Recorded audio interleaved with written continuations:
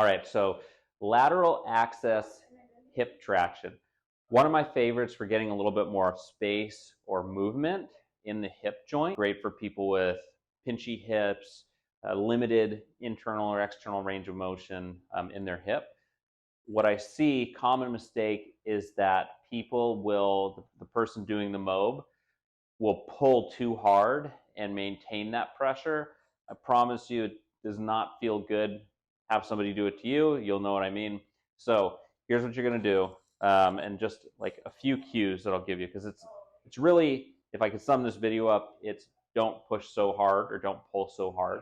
But make sure you get the belt where you need it to be, right? As close to the joint line as you can. Some people might put it up here, some might put it down here. That doesn't really matter as much as just knowing, like, to feel around for where you can get some movement at the hip joint. You might want to keep their foot down if they're guarding. If you're trying to do something very specific here at their hip joint, you can move them in those directions and play around with your angle. Just know, important thing here is to not try to rip their leg out of the socket. So you'll feel like you need to give it a lot of pressure, but what happens is the more that you're pulling, the more that they're going to tense up because it doesn't feel good.